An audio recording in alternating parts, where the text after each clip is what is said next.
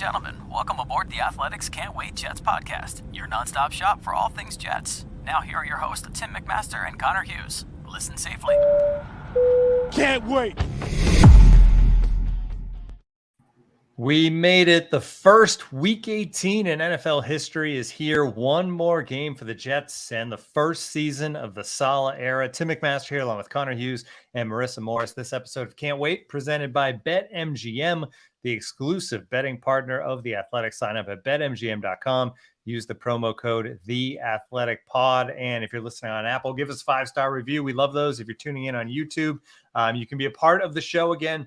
We'll try to get a couple of people on asking some questions as we go along. If you do live in the New York City area, and I know, Marissa, you're out in Cleveland again, but we got snow here in New York. I'm in the city, as most people that listen to this a lot know, it looks like 3 to 5 inches. Haven't been outside, but Connor has been outside.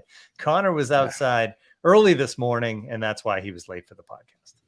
Yeah, so this is the lovely married life. Like, I would assume that, like, Bree and I were getting ready last night, and she's like running around the house panicking and all this stuff because she's a nurse. So she's a nurse, and we live, I think I've told you guys before, and I think I've talked about it on the podcast before, where, you know, we have I obviously cover the Jets, who are up in Florham Park. Bree is a NICU nurse at the Children's Hospital of Philadelphia, which is, you know, down south. So we live in Princeton because it's right now that, like, middle point. So it's an hour for me to get to work and an hour for her to get to work. It's the middle ground, but it's not ideal for either of us. So she was like, you know, we were looking up the weather. We saw the snow was coming last night, so she was panicking and things like that. But, you know, we were supposed to get 1 to 3 inches last week on Monday, and we literally didn't even get a speckle of snow. Like, we got nothing on the ground. So I was like, you know, we're probably only going to get an inch, whatever, we'll be fine. So as we go to bed last night, I'm like, hey, if you need me to shovel you out and you need me to help you get out of your, like, stuff, I was like, I'm going to be sleeping because I don't have to be up at 4:30 in the morning. So if you wake up and look outside and see that, like, holy cow, I can't get out, call me or like wake me up and we'll be like good to go. And I'll go plow you out and all that stuff. She's like, no, it should be fine. You know, they'll come through and they'll plow everything. I'll just need to, like, brush my car off. Like 4:45, she's supposed to leave at 5 in the morning. So 4:55 in the morning, I just hear, like, basically a tornado going through our apartment, wake up to, like, you know, the lights are all on, all this stuff. And I go and look at her. I was like, what's wrong with you? And she goes, like, look outside. There's so much snow on the ground. So I look outside, see the snow on the ground, look at the clock. I'm like, why didn't you wake me up like 45 minutes ago when you're getting ready? I could have been out shoveling. So now I'm throwing shit together. I'm outside. I had to dig her out. And then aside from dig her out, we had to make, like, a little pathway all the way out of our development because there was 4 inches of snow on the ground. She drives a little Hyundai Elantra, and no one came and plowed. So it's like me going, you know, back and forth with a shovel in front of her car to try to get her out to send her off to work to the Children's Hospital of Philadelphia. So a nice, fun, eventful morning. And then obviously I was under the impression by my own idiocracy that we were starting at 9:45, not 9:30. And so I woke up at 9:30, like, all right, that's fine. I slept in a little bit extra, but that's fine. Just got to get my cup of coffee. I'll be good to go. And instead I woke up to text from Tim and Marissa, like, hey, where are you? We're supposed to start at 9:30. I'm like, uh-oh. So Connor, when you were in school and, like, you told a lie to the teacher, like, you have to make sure you, like, follow up on the lie because you told us that you were shoveling. Yet just now, while you were late, you just told us that you were shoveling at 5 o'clock this morning. Yeah, I was correct? Shoveling. When I woke up, I was shoveling. Marissa, because he was shoveling at 5, he had to oversleep. He was late at 9:30. The logic. Yeah. Makes Oh, sense. I didn't shovel. Like, no, I wasn't. Okay. My excuse wasn't that I was shoveling then. No, like I was sleeping. Like, no, Bree goes, no, I was shoveling Bree out in the morning. I said, I have an excuse. The reason why I got an extra 15 minutes of sleep was because I was up at 4 a.m. shoveling. I didn't mean like I was literally shoveling it, like, right before I walked in the door. I thought you were late to joining us because you were shoveling. I was late to join you because I was sleeping in later because I was shoveling this morning. No, Bree leaves from work at like 5. Like, normally she can leave at like 5:30 or so, but she left 30 minutes early. She was still late to work. Okay. No, I thought that was clear. No. I'm not clever enough to try to weave those webs. The McMaster clan was up at 5:30 this morning because of a new plan, which worked actually really well. But we're getting up 2 hours before the baby to be productive. So to bed early, up early, God and bless then you. Everything went well. So don't put that. The look on Connor's face see. that he's got to see get how up long at that 5 works, a.m. but, when he has a kid. Bree wakes up 2 hours before me to be productive because she says when I wake up, I make it less. And I'm not joking about that. Very similar. I wake up at 9. She wakes up at 8. She wakes up before me to be productive. I'm not. That is not a joke. All right. Well, let's talk about the Jets being productive this week. So we're going to talk about the Bills game a little bit. We'll talk about the draft position. We'll take your questions. But one thing I wanted to start with, Connor, was so with 4 weeks to go in this season, we talked about the fact that as bad as things had been and Zach Wilson had been bad, everything could kind of be turned around heading into the offseason. There could be positive vibes. We mentioned Sam Darnold, what happened at the end of his rookie year.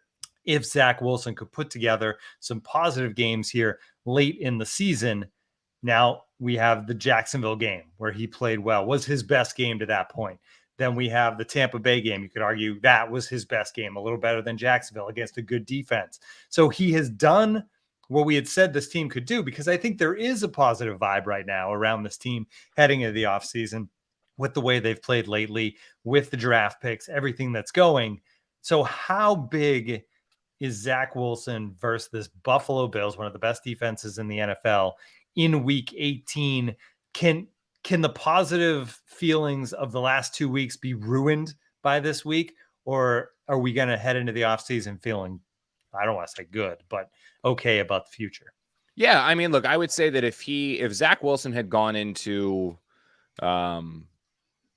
the game against the Jag, if he had like his Jaguar game, right? Because the Jaguar game, he had good moments, but we were still looking at that one through, finding the positivity in the Jaguar game. It was definitely a step in the right direction. It was definitely one of his better games to that point. But I don't think the Jaguar game was one of those where it was like, wow, he really looked awesome. You know what I mean? Like, he only threw for, what was it, like 106 yards. Yeah. He had the dazzling touchdown run. But again, you were kind of like picking and poking individual throws or individual plays and saying like, there's a sign he's stepping in the right direction. It wasn't like he was having this electric 4-quarter great football game, you know?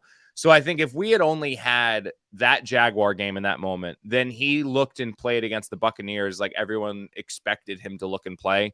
If he then went against the Buffalo Bills and struggled like everyone thought he would struggle without all of his weapons against the Tampa Bay Buccaneers, and then struggled again against the Buffalo Bills and ended this season with a 4-game stretch where all we could really look at to say like, oh, there you go, was a 106-yard touchdown run against the Jacksonville Jaguars, who are a bad football team.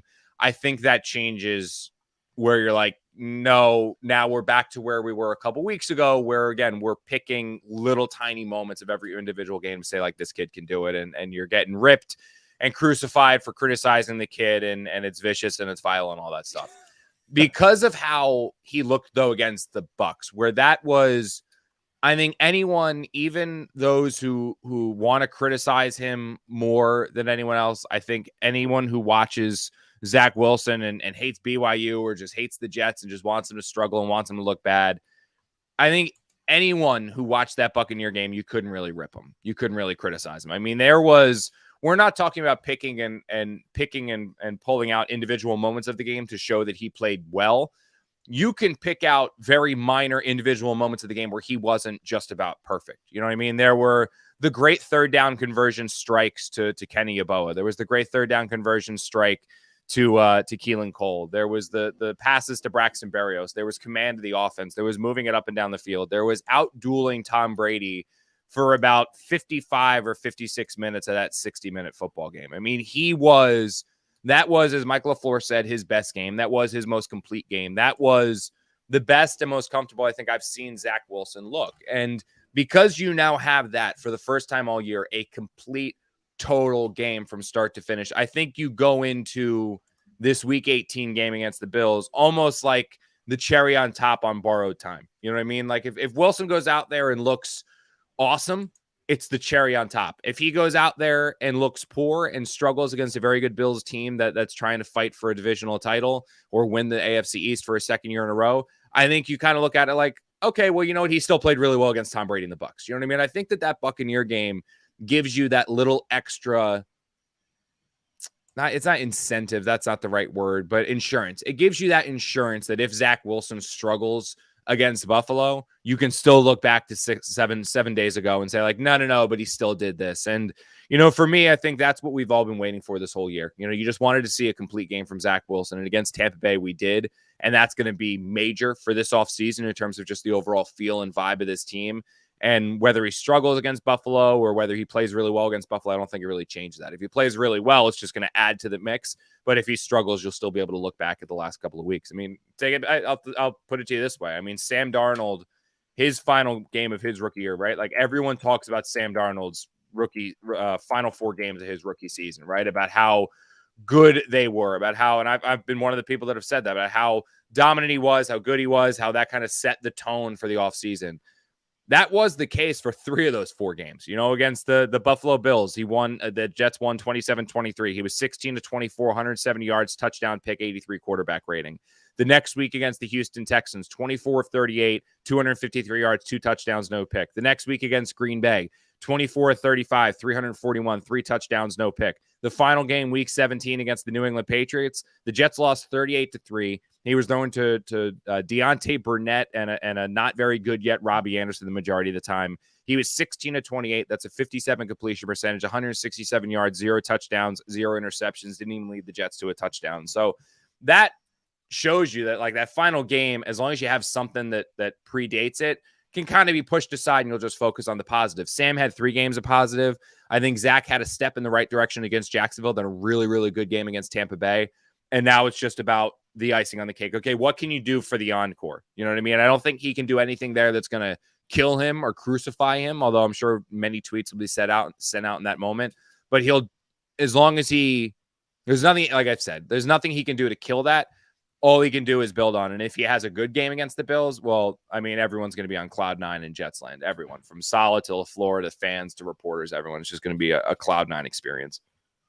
Well, the other thing about this game, big picture wise, is, I mean, it means something for the Buffalo Bills, which we weren't sure would have been the case. There was a chance this was going to be a game where the Bills were going to send out backups. The Jets would, have a chance to win it in that sense because of the competition, because the Bills would have had the division wrapped up. But the Bills need to win this game to clinch the AFC East. If they lose and New England wins, the Patriots would be the division champs. So the Jets can be spoilers.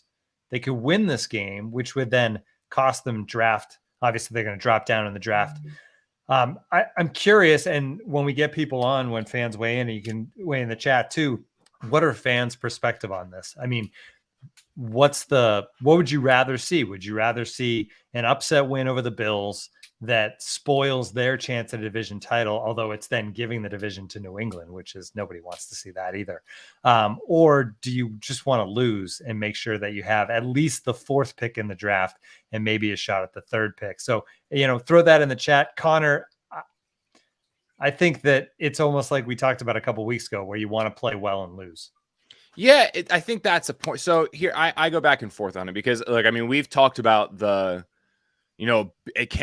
was such a nauseating topic of conversation the last few years about can you use momentum at the end of one year to parlay that into success in year 2? You know what I mean? Like, is there a way that you can finish strong one year and then that carries over? Well, the Jets finished, 7-2 in 2019, and they ended up going 2-14 the next year. So I think that put the kibosh on any thought that you can finish strong one year and carry that momentum into the next season. I mean, even if you want to look at Sam's rookie year, right? Like how that strong finish for the team. The Jets didn't win any of those games, but they were competitive in those games. Did it carry over to the next year? No, the Jets were just as bad. And it just, they started 1-7. Wasn't it 1-7? Because the next year was 18. Sam's second year was 19. So they started 1-7. Then they actually finished strong 7-2 before obviously going 2-14. So I'm not a believer necessarily in the momentum can move forward or things like that, but I do believe that this is a little bit of a different situation where I think that you can root for victories. I think you can root for wins because, look, the 2 cream of the crop positions, draft positions this year are number 1 and number 2, right? Like that's where you want to get to, because if you can have the number 1 pick in the draft or you can have the number 2 pick in the draft, you're going to position yourself to either draft Aiden Hutchinson or Thibodeau from Oregon, right? Like those are the 2 guys, the 2 consensus at right now and probably going to hold true, the number 1 and number 2 picks in the draft. The Jets need a pass rusher, right? There's nothing they can do to get the number 1 or number 2 pick in the draft. It's not going to happen. Like the Lions and the Jaguars solidified those picks. If the Jets wanted those selections, they needed to lose to the Sorry, I looked over into the chat on the right side. Don't take that one question. That I think that could be a bad one. That looks like it's coming in. Caught my eye there, Marissa. So I would ignore that one. But unless you know that person. But I would say like I was always on that board of like, don't like go like there's, oh yeah, momentum. If you're going to lose out, the time to lose out was to lose to that Jacksonville Jaguar team, have Trevor Lawrence's 4th and goal pass go for the first down. And then now suddenly you're in a position to draft either number 1 or number 2, and you're picking Thibodeau or you're picking Hutchinson. You're solidifying that forever long search for a edge rushing threat, right? The other time you want to lose out is where the Jets were last year, where you lose, and you're positioned to get the number 1 quarterback in the draft, which would have been Trevor Lawrence. Right now, I don't necessarily see the massive benefit of picking number 3, number 4, or number 5, and it's highly unlikely the Jets fall all the way down to number 6, right? So, like, if the Jets win this game, they're probably going to be picking number 5. If the Jets lose this game, they're probably still going to be picking number 4 because I don't see the Texans winning. So, in my opinion, you're kind of looking at this and you're like, why don't you not? I'm not pulling the card of like momentum for next year. I'm not pulling the card of like, oh, they're definitely going to do things for next year and it's going to carry over and it's going to spill over. But Saleh is talking so much about culture, and he's talking so much about rebuilding the culture. And Joe Douglas, the same thing. He wants to rebuild the culture and rebuild the culture and rebuild the culture, yada, yada, yada, blah, blah, blah. I think a big way to do that, honestly, is to not necessarily continue to find solace in losses, not to continue to find a pick out moments and when the Jets lose games, like, oh, they almost won. You know what I mean? Not feel good about almost win. Or somebody had a funny tweet the other day about, oh, happy almost victory Monday for the Jets. Like, no longer about that, but actually start winning some games. And again, I don't believe in like it carrying over into next year, but I think it would be big for this team, big for this franchise to go into Buffalo against a team that is much better than them, a team that has had, to some extent, a stranglehold on the division over the last 2 years, the consensus best team in the AFC East, and go into Buffalo with them playing for a divisional title and beat them. And go into Buffalo and beat the Bills and have Sam Darnold look really good. Have Sam Darnold to some extent outplay Josh Allen. To have the Jets, who are down their playmakers and down their running backs and down offensive linemen and down so many players on defense, and go into Buffalo and win it. And I think that, will that build momentum to carry into next year? No, not necessarily, because a lot of these players are going to be starting and playing right now. The Jets are going to be looking to replace them in free agency in the draft. However, I do think that can go play a major role in starting to change the culture of this Jets team, where it's not a team anymore that feels good about almost beating the Buccaneers, or a team that feels good about barely hanging on against the 2-win Jaguars, or a team that feels good because, the quarterback has played well despite the fact they keep losing. But this can be a game where if you win it, you can start to change that culture and start to take that corner turn to start to position this team in the one that's not satisfied with losing, but okay with winning. And is it going to be a tall task? Yeah. Do I think it's going to happen? Hell no. But I don't know if the Jets win this game, if the Jets beat the Bills, I don't think there's going to be a soul. I mean, maybe you'll have a couple to call in a sports talk radio, but I don't think there's going to be too many people that feel bad about that. I think that because the Jets have the quarterback that they believe in, because they still have the two picks that are probably going to be top 10 anyway, whether they're 3 and 7 or 4 and 6 or 5 and 8, there's still going to be two top 10 picks. With how many needs this team has, there's a ton of chances to get better and improve. But I think that winning this game would actually be really, really good for the Jets. I do. And if it doesn't happen, fine. Who cares? Your draft pick stays the same. You're still picking number 4, which is like there's 74% chance, I think, per ESPN to pick a number 4 based on like the rest of the schedules and who they're playing and all that stuff. So that's not a bad thing. But if you win it, yeah, your draft stock's going to drop maybe 1 or 2 selections. But I think the benefit of it is actually better. Now that Thibodeau and Hutchinson are totally out of the mix, I think that's probably a really good thing that can happen. All right, let's take a break. We'll be back with more on the draft and the scenarios that could play out this weekend. Beyond that, we'll talk a little bit about defense too. We'll be right back. This podcast is brought to you by DirecTV Stream. Does this sound familiar? You've got one device that lets you catch the game live, another that lets you stream your favorite shows, you're watching sports highlights on your phone, and you've got your neighbor's best friend's login for the good stuff. Well, I wanted to tell you about a simple way to get all that entertainment you love without the hassle. It's called DirecTV Stream, And it brings you your live TV and on-demand favorites together like never before, so you can watch your favorite sports, movies, and shows all in one place. That means no more juggling remotes and no need to buy another device ever again. And the best part, there's no annual contract. So get rid of the clutter and the confusion and get your TV together with DirecTV Stream. You can learn more at directtv.com. Compatible device required. Content varies by package. The new year is officially here, and everyone's trying to eat better. And if you've been listening to Can't Wait, you know that a way to a healthy breakfast is with Magic Spoon, because there's 0 grams of sugar, 13 to 14 grams of protein, and only 4 net grams of carbs in each serving, and only 140 calories a serving. It's keto-friendly, gluten-free, grain-free, soy-free, and low-carb. And you could build your very own custom box. Available flavors include cocoa, fruity, frosted, peanut butter, blueberry, cinnamon, cookies and cream, and maple waffle. So if you want to try out a delicious bowl of Magic Spoon, go to magicspoon.com/wait to grab a custom bundle of cereal to try it today. And be sure to use our promo code WAIT at checkout to save $5 off your order.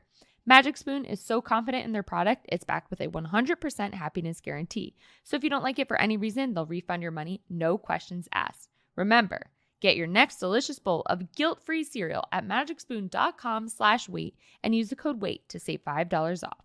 We thank Magic Spoon for sponsoring this episode. Magic Spoon has been with us since the beginning, and it's week after week. Like, sponsors come and go, but we will always have Magic Spoon. All right.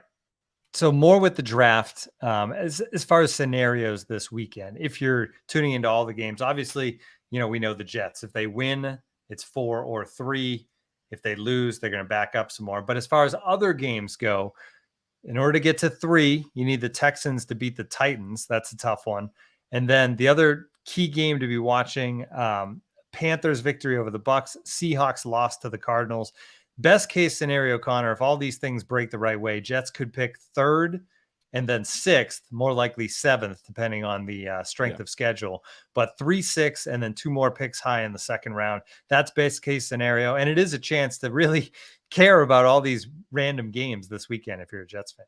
Yeah, watch around, right? I mean, I think it starts obviously with the Seahawks game. You want the Seahawks to lose, because if the Seahawks somehow beat the Cardinals, and I know that there's a lot of criticism going around about Cliff Kingsbury and the way that the Arizona Cardinals have kind of faltered over the last few weeks and things like that. I mean, I think that would throw quite a wrench into the Jets system if they win, because we've got a story up on The Athletic where you guys can go read it, which kind of analyzes, like, if the Seahawks win right now, or the Seahawks beat the Cardinals and some of these other teams that have or it looks very clearly like they're going to lose, that Seahawks pick can just go totally haywire. Like, the Jets selection is probably going to be either number 4 or number 5.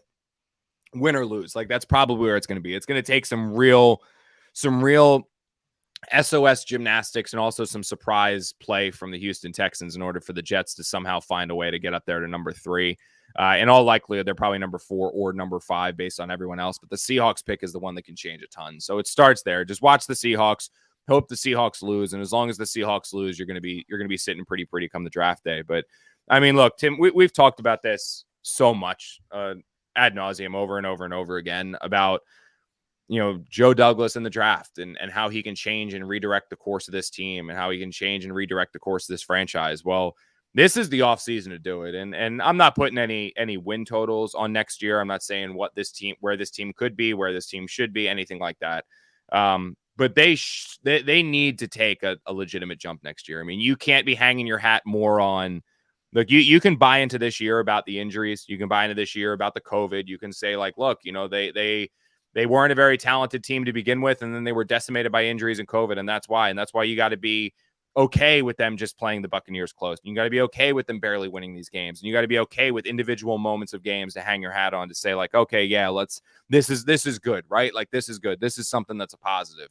Next year that changes, because next year is going to be year 4 for Joe Douglas. Next year is going to be year 2 for Saleh. It's going to be year 2 for Zach Wilson. It's going to be year 4, of adding all of these players, where Joe Douglas will have had 3 full free agent classes. He'll have had 3 full free agencies, 3 full UDFAs. And if you look at the number of draft picks he has had to work with over the last 2 years, specifically this year, the Jets are basically having 2 drafts in one for the first 4 rounds of this year's draft. They've got 2 first-round picks. They've got 2 second-round picks. They have 1 third-round pick, but they have 2 fourth-round picks.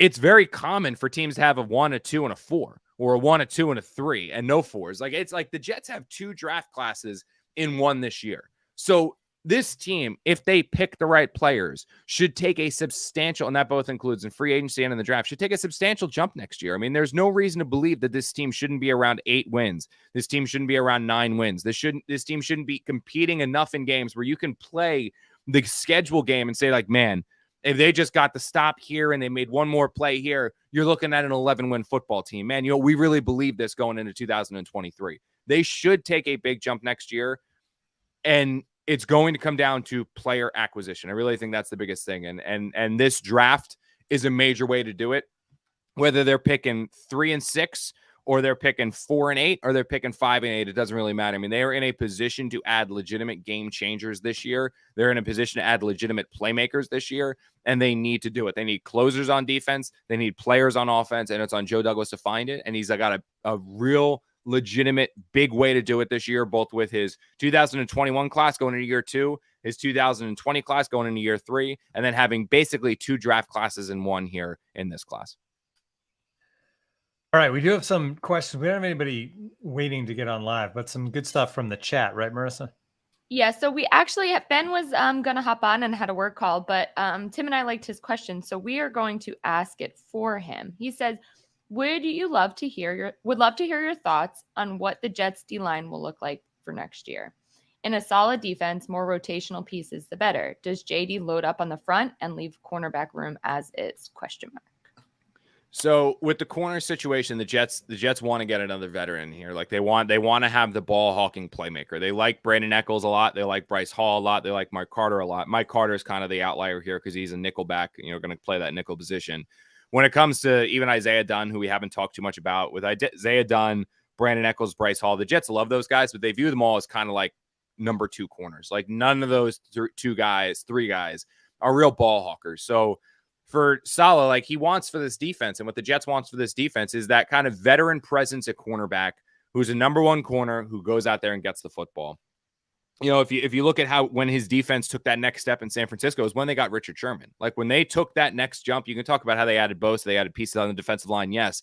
But a major key to that team was that they were able to go out there and sign Richard Sherman, a guy who's good at getting the football, who has a swagger, who's a veteran presence. And you add him with those younger players that they had at corner, and that secondary really took the next step. So, they want to get that veteran corner. I don't know if he's going to be there in free agency. I tend to believe they're probably not going to go the corner route early in the NFL draft. I think they'll probably look to add someone in free agency. I think there's a chance that J.C. Jackson's there if he doesn't get franchise tagged by the New England Patriots. I think there's a chance that he hits free agency. I don't know if he would be.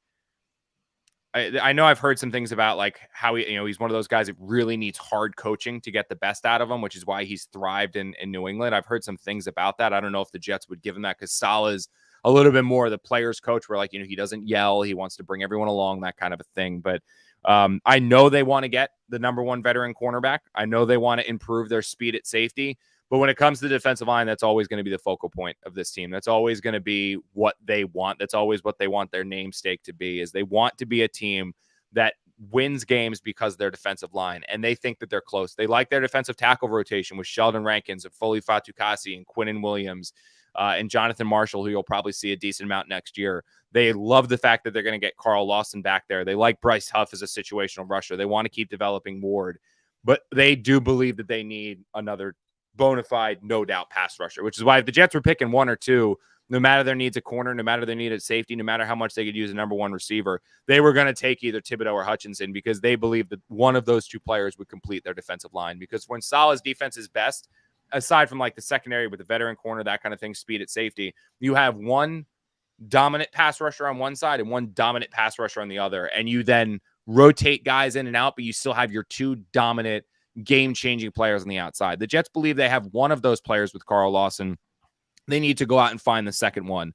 They could look towards free agency if the right guy's there. Maybe there's somebody that rises up the NFL draft who surprises some people and goes out there and makes a name for himself on the pro day circuit and the combine circuit, and suddenly is in contention at number 4, number 5, wherever the Jets end up picking. But for right now, I'd say that there's never going to be a time when they just start ignoring the defensive line. That's always going to be a priority. The Jets want to get that number one corner. Like I said, they want to improve their safety, but they know that for them to really make their D work, they need to get that pass rusher opposite Carl Lawson. They need to find that player. And I think that's why you'll see them start to look to guys, look for a pass rusher or something like that in the draft. All right, we are going to bring in John, and he has a question, I think, about CJ Mosley. Cool. John, can you hear us? Yeah, can you hear me? Yeah, we got you. Yeah. Yeah. Awesome. So CJ Mosley next year, he's owed a lot of money. I think like $17 million. Yeah.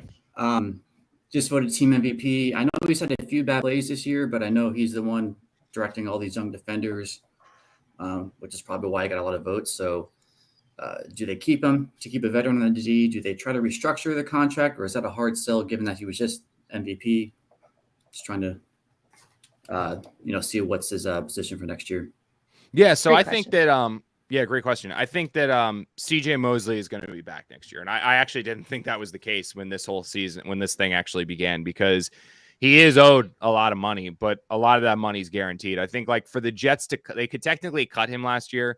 They would free like $8 million, but they'd absorb like an $8 million penalty. So it'd basically be just ridding the player more than money. Like it never financially made sense. Like I could what you mentioned is I could potentially see this coming down. The Jets during training camp go to him and start saying something along the lines of like, look, we can cut you. You're only going to get veteran, kind of what they did with Jamison Crowder. But, they had a little bit more leverage over Jamison Crowder because he had no guaranteed money left on his contract. So if they cut him, he would get zero money from the Jets and then be getting just whatever he would get on the free agent market, which is why the Jets were able to rework it. What I think ends up happening is the Jets are going to be in fine position with salary cap space because they're going to cut Greg Van Roten. They're going to cut Ryan Griffin. They're going to cut Shaq Lawson. They're going to be sitting at anywhere from $60 to $65 million in salary cap space, which is plenty. And they can absolutely make some other things work. They can rework George Fant. If they draft a center and they want to move on from Connor McGovern, they can do that as well and free another $8 or $9 million. I mean, there's ways for the Jets to get to $70, $80 million in salary cap space. And we also don't know what the team salary cap situation is going to look like next year. Is it going to get a decent jump with fans back in the stands? What's it going to look like? I don't know. But I don't think that there's any chance anymore that CJ Mosley is going to be gone. And I actually thought he was going to be out of here. And I was very surprised at the notion that he would be back I thought the Jets would just eat the money, let him go, and they would go find a new middle linebacker. But everything that Robert Saleh has said about him when they've talked, everything that Joe Douglas has said about him when he talks, the fact that, again, they don't really save any money by letting him go, I don't see the benefit of cutting him. The Jets have other holes on defense. And this is how I always look at because it's very easy to look at players, be like, oh, cut him. I always look at like when you cut a player, you then have to replace that player. And in my opinion, I don't necessarily see when the Jets need another pass rusher on defense, right? When the Jets need a ball hawking corner on defense, when they need potentially, and I would say likely 2 safeties along with depth, I don't see the benefit of cutting CJ Mosley to then create that other hole because 1, it's not going to free any additional money for you. 2, you're going to then have to find another linebacker that's both going to bring the leadership and play that CJ Mosley is. And is he the perfect linebacker? Is he Patrick Willis? No. Is he Luke Kuechly? No. But he's a phenomenally intelligent player. He is a good player in coverage. He's a very good player against the run. You can tell that he is a leader and somebody that everyone looks to as a player who does it the right way. So, yeah, is he paid a lot of money? Yeah. Is he overpaid? Probably. But at some point, good players end up getting great money sometimes. And this is one of those situations. And for what he brings to this team, the fact he can still play, the fact he showed this year he can play, and I think he'll be even better next year having played a full year and gotten some of that rust off. I don't see any reason why they should let him go. And that's going to be a topic of conversation for Joe Douglas after this year because we're going to talk to him shortly after the season ends, and that's going to be one of the big questions is, do you plan on keeping CJ Mosley around? It sure sounds like from Robert Saleh and Jeff Ulbrich, they want to keep him. As for the GM, we'll see and we'll learn when you talk to him. But to answer your question quickly, I would be very surprised if Mosley's gone. Like I would be very surprised that he's back here next year. All right, let's take another break. We'll have more questions. We have our picks too for Week 18. Marissa trying to wrap things up. We'll be right back. It's winter, which means both football and basketball are in full swing. And for many of us, there's no better way to enjoy the games than by having some skin in the game, which is why BetMGM remains the exclusive betting partner of The Athletic. And as a fan of The Athletic, you can bet $10 to win $150 plus a free 3-month subscription or extension to your subscription with The Athletic when you bet with BetMGM using our promo code. Just sign up at BetMGM.com and use the promo code TheAthleticPod at checkout to take advantage of this special offer from the king of sportsbooks. That's bet $10 to win $150 plus 3 months free from The Athletic at BetMGM.com using the promo code TheAthleticPod at checkout. New customer offer. Visit BetMGM.com for terms and conditions. 21 years of age or older to wager. Arizona, Colorado, Washington, D.C., Indiana, Iowa, Michigan, New Jersey, Nevada, Pennsylvania, Tennessee, Virginia, and West Virginia only. Excludes Michigan disassociated persons. Please gamble responsibly. Gambling problem? Call 1-800-NEXT-STEP in Arizona, 1-800-522-4700 in Colorado, Washington, D.C., Nevada, Wyoming, and Virginia, 1-800-270-7117 for confidential help in Michigan, 1-800-GAMBLER in Maryland, New Jersey, Pennsylvania, and West Virginia, 1-800-BETS-OFF in Iowa. Call or text the Tennessee Red Line 800-889-9789 in Tennessee or call 1-800-9-WITH-IT in Indiana. All right, welcome back. Mosley, we were talking about him before the break, and he was voted the media favorite too, Connor, right? He was tremendous with you guys this season. Yeah. He was really good. Yeah, it's tough because, again, like I said, you know, it's we don't have the locker room still, which kind of sucks, and like it's tough to really generate relationships with players. But I thought CJ was always available. Like, even, and I think what won it for me and why I voted him number one, and there were other players as well that were very good with us and deserved voting and got voting, but CJ, whether the Jets got their ass kicked or didn't, he was there in that locker room with us, or in the post game with us. You know, he was always there during the week. He was there after games. I mean, he answered tough questions. He answered them honestly. He was always really good with us. I mean, he gave us some headlines too. Like, you know what I mean? Like, if people take us lightly, we're just going to go and whoop your ass or something like that. Like he said back during the green and white scrimmage. So he gave us the headlines, but then also he was always accountable. And that's not always the case. I mean, it's very common for players when they have a poor game. Case in point, Denzel Mims. He literally would just not show up. You know what I mean? Like, Denzel plays horrible. He drops that pass, right? Like, he has that really bad game. He doesn't answer questions for us. CJ has a bad game, and the defense went through that horrible stretch, and he was there to answer questions, and that carries a lot of weight and means a lot of things. It means a lot, I think. So obviously the MVP is gonna be a better reward for him. I'm sure he's gonna talk about that more, but from a media perspective, well, he was great with us. Really was. It's like the good guy award, dealing with Connor. I mean, me and Marissa have to do it, but CJ doesn't necessarily. Where's our award? All right, we have a couple more questions, maybe, Marissa. Yeah, so we are going to pull Ben into the stream, and Ben has a question about Zach Wilson. Hey guys, love the pod. Calling in from London. Wow, what an accent! If you can this is excuse amazing. the accent, my brother's actually named Jet. Oh, really? So we really are properly cursed family over in London. Were you at the game? Did you go to the? Yeah, I was at the game. I was right above where you were, down on the touchline. That's awesome. That's an awesome stadium too. I was there for the Chicago Oakland game last year as well. Maybe they were Vegas then. But that was an awful game. No, absolutely loved it. And loved the podcast as well. Thank you. I appreciate that. My question is that 2 years ago we had that sort of end of season with Darnold where things started to look up. He obviously started the season with mono. Jets fans start getting a bit excited. It kind of resembles what feels like is going on now with Wilson, which is an end of season drive. Obviously it's his first year, not his second year. Jets fans are so used to long off seasons. Obviously the season's always ending in January.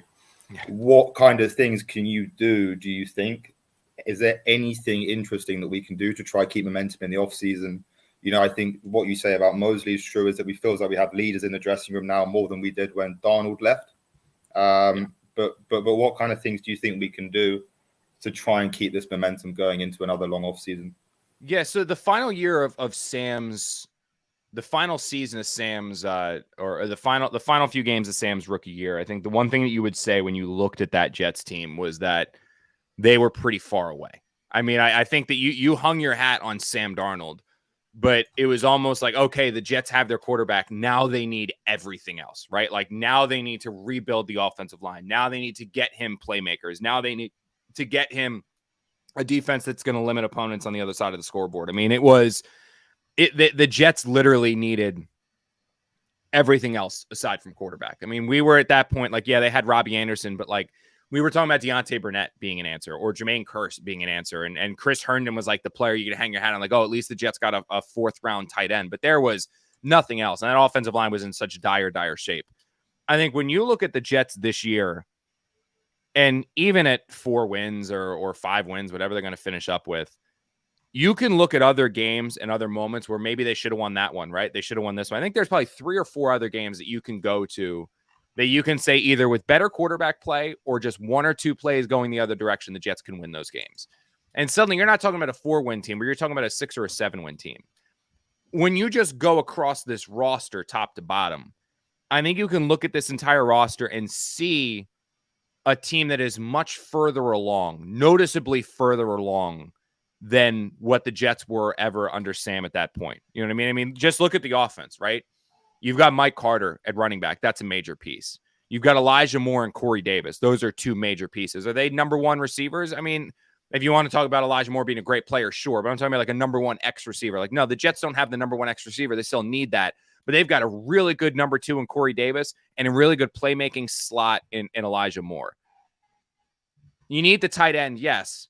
But at the offensive line, even if the Jets just brought back everyone they have playing right now, that's a decent enough offensive line that you can win with. You want to infuse it with talent. You want a new right guard, absolutely. You want Mekhi Becton to come back, which shifts George Fant over to the right tackle. Sure, you want to do those things. You can definitely improve it, but it's not in this dire, awful situation like you could say about the offensive line in 2018. So you've got 2 better receivers than you did Sam's rookie. 2 pieces that you didn't have at that point. You've got a running back that you didn't have at that point. Really, if you look at this offense and you're like, okay, what do you need?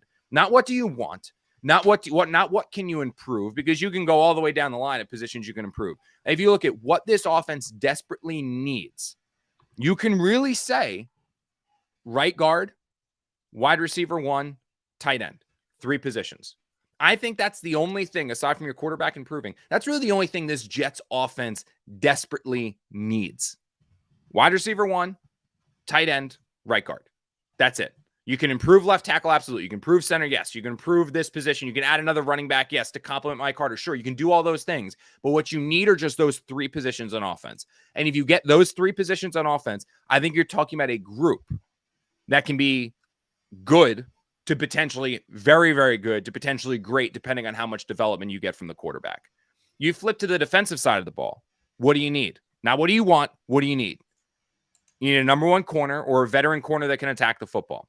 You need 2 speedy safeties, and you need a pass rusher. That's 4 positions. Pass rusher, veteran cornerback who can attack the ball, 2 safeties. If you can get those things this year on defense, and if you can get those 4 positions on defense, you can get those 3 positions on offense this year, I think you were talking about a Jets team that, depending on the development of the quarterback, could win anywhere from 8 to 10 games next year.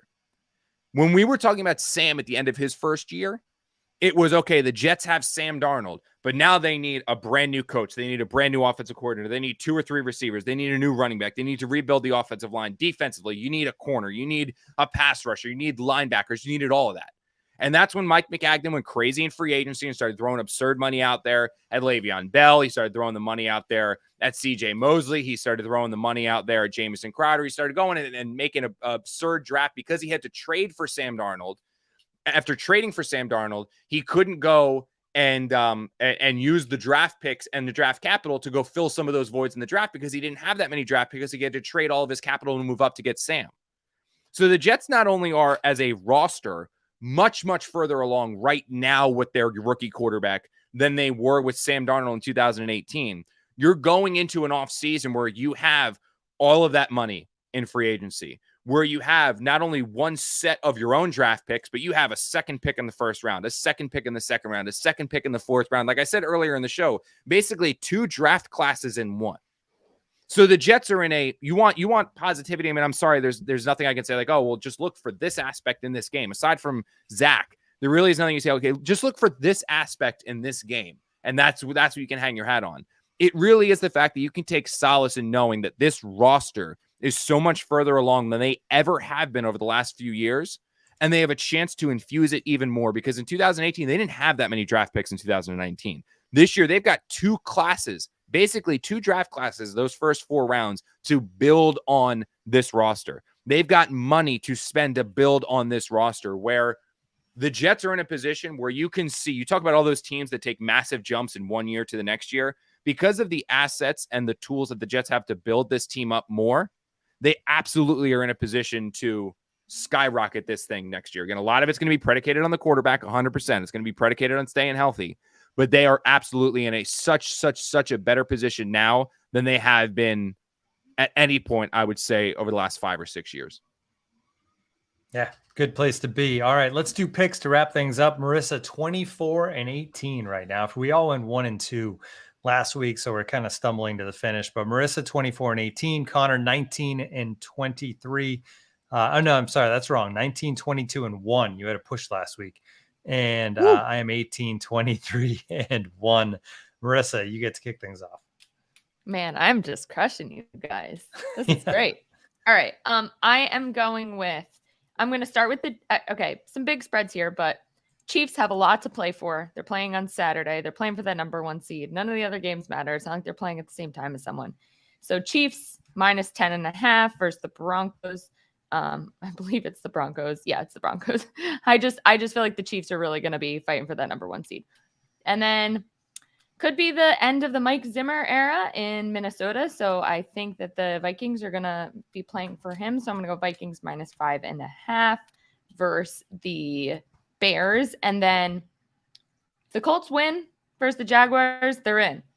It's a 15.5 spread, but it's the Jaguars and they're playing for a playoff spot. So Colts minus 15.5 versus Trevor Lawrence and the Jags. I like that line too. I'm not going to lie. I mean, I think the Jaguars are just such a all right. So go back to real quick, like Ben's question. Like Ben asked us about how do you feel? Like the Jaguars this year remind me very similar or remind me a lot of the Jets in 2018. Like that's what it reminds me of, where you got to have you got your quarterback, or you assume you have your quarterback, but now you literally need everything else. Like their offensive line, awful. James Robinson, and I guess you drafted his boy Etney. How do you say his last name? The Travis Etienne. Etienne. Travis Etienne. I remember seeing him. I was like, why did you draft a running back? Like offensive line receiver. Like, what are you doing? And they draft him. Like, they need receivers now. They need it's such a bad situation for Jacksonville. And then you compare it to New York, where New York has a functional offensive line right now that can get better and will get better because Douglas is going to continue to infuse talent there with the 2nd-round picks and 3rd-round picks. But you got an offensive line. You've got at least 2 of 3 receivers, right? You got the quarterback. Now you've got a defense that's shown that they can compete. They just need a little bit more and they need to get healthy. I mean, it's two polar opposite. You compare it even to the Jets to the Giants. Like the Giants, similar situation to the Jets in 2018. Just now they have to pick the right players. That's the caveat. They have to pick the right players, but they are in the position to do so. Certainly better than so many other teams. With that, what are your picks? Yeah. So I'm awful at picks. Just fade me. Continue to fade me. I don't even have. I said this to Marissa. I didn't text Michael to apologize to him. I can't even successfully fade the Browns anymore. Like I've been doing every week, out of respect for Marissa and Michael. I just bet $25-$50 on the other end of the Browns just to get the Browns to win. You know what I mean? Like I do it all the time, and it started where the Browns. It was working. The Browns would win outright. Like as long as I bet the other way, the Browns would win outright. Then it went from Browns winning outright to Browns cover but still lose to now they're not even covering. So I'm just staying away. Like I don't want to cause more. I feel like the football betting gods are now harming Marissa and Michael just to continue to get back at me, which is just, it's not good. So I'm staying away from all Browns games moving forward. I will never bet them again. They're going to go on the list of do not bets until Michael leaves or goes somewhere else where he's the starting right guard for the Jets next year. But we're going to go moving forward here. Here are my 3 picks. I like the Philadelphia Eagles plus 4.5 at home against the Dallas Cowboys. Oh, wow. Yeah. Here's the thing is that I don't all season. What? Well, yeah. Well, they're not good. Like they have not beaten a good football team. And I don't think they're going to win outright. I just think it's probably going to be a 3-point game. Like the Eagles are going to go to the playoffs, and I'm so sick of this because they're going to get their asses stomped. Like they're just going to get destroyed in the first round of play. They're not a good football team. They have not beaten a good football team this year. They are the biggest surprise this season. Bullshit. Yeah. They're just not. The Jets have beaten the Jets victories are over more quality opponents than anyone the Eagles have beaten. Like I was arguing this with Elliot Shore-Parks about him telling me the Saints were a good victory. The Saints lost to the Giants. Like you want to tell me the Saints, you're hanging your hat on the New Orleans Saints is a good, I'm sorry. They're not a good football team. They beat Washington, who is just a disaster, and they barely beat them when they had what's-his-face, Kyle Allen or whoever that was starting a quarterback. Like they're not a good football team. They're not. I'm not saying they can't be. They got 3 first-round picks next year. They can be good, but they're not a good football team right now. So, but I do think I don't know really what the Cowboys are playing for other than playoff seeding. So I think that's going to be a closer game than what some people expect. So I could see it being a 3-point game or something like that. So give me the Eagles plus 4.5. I don't think they win outright. I just think they cover. Baltimore against the Steelers. I'm sorry to say this, Marissa, because I know the Browns just lost to them, but that's because Baker Mayfield is awful, as I've been saying over and over. That game isn't going to matter if Baltimore minus 4. Well, I guess it's the same time as the Colts game, so technically they are still playing for something. So. Yes. So give me the Ravens minus 4 against the Steelers. The Steelers, like the Eagles, are not a very good football team, and the Browns would have beaten them by 3 touchdowns if Case Keenum started. And then I'm going to go with Washington football team minus 7 against the Giants. I mean, holy hell are the Giants bad. I don't know how this line is 7 when you know Jake Fromm's starting. Like that is just does awful. Joe Judge keep his job? Let's wonder that. Do you think Monday Joe Judge is the coach of the New York Giants? He shouldn't because I think I'm sorry. They're just so slow to fire coaches, the Giants. It's just, I agree with you, unless you bench Eli Manning and they fire you right away because, that was deserving of it. That guy's the most successful Giants coach since Coughlin. And they're like, oh, nope, you've benched Eli out, which was the right call, by the way. Like, Eli deserved to be benched. They just shouldn't have benched him for Geno. That was where Ben McAdoo messed up, was that he never should have benched him for Geno Smith. Like, that was the nail in the coffin. If you were benched him, they had some quarterback they drafted in the 3rd round. I don't think it was Davis Webb, or maybe it was Davis Webb. That's the guy you should have put in. Like, because you could just say, oh, is the rookie playing well? Like, do we have something here before we go on and draft somebody? But that's neither here nor there. I've seen enough teams that try to saddle a GM or saddle a coach with a GM. And unless the GM willfully retires on success and your coach is a winner, you're going to have a hard time saddling a GM. You're cutting your GM candidate list in half. And they're already coming into a situation that isn't very good because the Giants are littered with horrific salary cap situations. You have a questionable quarterback, and you have players you're paying a boatload of money to that aren't playing well. So in my opinion, like it's one of the worst. But I heard all not the only free are they the agents worst want to team come in the there, NFL. Connor. I heard all the free agents want to come there, and the players that aren't on the team. No, Joe Judge said that. Joe Judge said he gets calls from former players. The guys that left want to come back. Yeah, that want to come back. I texted Doug and I was like, can you look up who the hell's calling him? Like, who you got, like some 4th string right tackle saying, I want to come back? Like, who's calling Joe Judge to say, I want to go play for the Giants? Like, I'm sorry. The Giants are literally, I think, the worst team in the NFL. I think that they are a worse team than the Jacksonville Jaguars. But the problem is that not only are they the worst team in the NFL, they are the worst situation in the NFL, considering the salary cap situation that Joe Judge has strapped them in. Dave Gettleman has strapped them in. And now you're going to be saddled with a coach that you potentially don't want. Like, it's just, in my opinion, it's just a awful, they should fire him. I don't think they will fire him. But if he keeps having press conferences like he did last week, he's going to get fired. I mean, that was like Idzik level bad. But yeah, so my 3 picks before we veer off, like, all right, we have already veered off. My 3 picks, give me the Eagles plus 4.5 against the Cowboys, Baltimore minus 4 against the Steelers, and the Washington football team minus 7 against the Giants. And I'll be honest, those 3 spreads are some of the 3 games that I actually have liked the most in a while. Like, I really do like those lines, especially the Washington one. Final game of the Washington football team before we figure out what their mascot will be. All right, my picks real quick, then we'll say goodbye. Packers minus 4 at the Lions. Dolphins plus 6.5 against the Patriots, and I'm going to take the Jets plus 16.5. Just to, I mean, I don't think they're going to win, but plus 16.5, I'll take that against the Bills spread. Yeah, I didn't realize so we'll it was go with 16.5. Thank you. I would take that too. That's going to do it for us. That's going to do it for the regular season. We'll be back next week, though. We're going to probably do 1 a week instead of 2 a week going forward. But for the next couple of weeks, at least, we'll be going 1 a week. We'll crank things up, obviously, around free agency and the draft. But we'll talk to you again next week with a full recap of Week 18 against the Bills. If you want to save 33% on a subscription to The Athletic, go to theathletic.com/can't wait. We'll talk to everybody next week.